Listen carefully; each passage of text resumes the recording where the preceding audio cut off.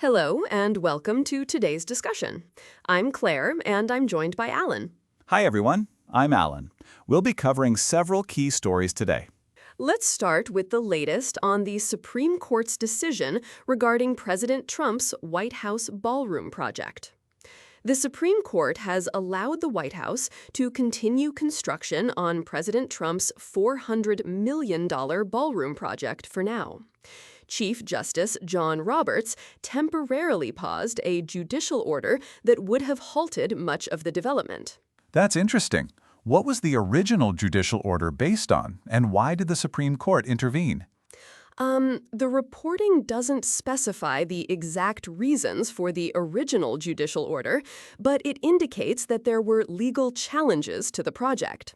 The Supreme Court's intervention suggests that there are significant legal questions at play. So the Supreme Court hasn't made a final ruling on the project's legality, it's just allowing it to continue for now. Exactly. The court's decision is temporary, giving the administration time to respond to the legal challenges. It's a procedural move, rather than a judgment on the merits of the case. What's the significance of this project being worth $400 million? Is that unusually expensive for a White House renovation? Yes, $400 million is an extraordinary amount for a renovation project. To put that in perspective, many major infrastructure projects cost less than that. The scale of the project has raised eyebrows among critics. Let's move on to another story. Former Pakistan Prime Minister Imran Khan was taken back to jail after being hospitalized for medical checks. The Supreme Court had ordered that he be taken to a private hospital for treatment. That's right. Khan's health has been a concern, and his lawyers petitioned the court over his poor health while imprisoned. The move to the hospital was seen as a potential step towards easing political tensions in Pakistan. Were there any specific health concerns mentioned in the reporting? The articles don't detail Khan's specific health issues, but they mention that his health had deteriorated significantly while imprisoned for over 3 years. And now he's been returned to jail. Does this suggest that the medical checkup didn't reveal anything serious enough to keep him out of jail? The reporting doesn't provide details on the outcome of the medical checkup. It simply states that he was transferred back to Adiala jail after the evaluation. Let's discuss the conviction of 2 former organizers of Hong Kong's Tiananmen Vigils. They were found guilty in a national security case brought under a China-imposed law. This is a significant development. How has the national security law impacted Hong Kong's pro-democracy movement? The law has effectively crushed the city's previously thriving pro-democracy movement.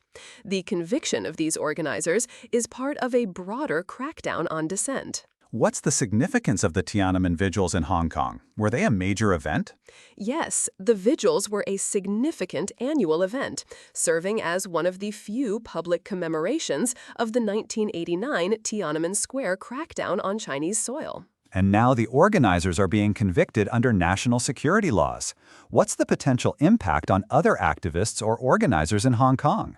The conviction sends a strong message and is likely to further chill dissent in Hong Kong. It demonstrates the authorities' willingness to use national security laws to prosecute those involved in activities deemed subversive.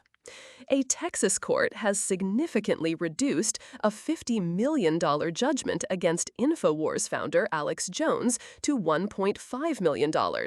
Jones had falsely called the 2012 Newton school shooting a hoax. That's a substantial reduction. What were the grounds for reducing the judgment? The reporting doesn't specify the exact legal grounds for the reduction, but it indicates that the court reconsidered the original judgment. The reduction in damages is notable. Does this decision affect other legal judgments against Jones, such as the $1.25 billion judgment in Connecticut? According to the articles, the Texas court's ruling does not affect the $1.25 billion judgment in Connecticut. Jones still faces significant financial penalties. Let's move to a different story. California State Senator Aisha Wahab has won a special election to serve out the remainder of former Rep. Eric Swalwell's term in Congress. That's an interesting development. What does this mean for the district's representation in Congress? Wahhab's victory means she will serve out the rest of Swalwell's term, which ends in January. This maintains Democratic representation in the district. Was the special election closely contested? Who was Wahhab's main opponent? According to the reporting, Wahhab defeated fellow Democrat Melissa Hernandez in the special election. So this is a continuation of Democratic representation. Are there any indications of how this might affect the district's political dynamics or policy priorities?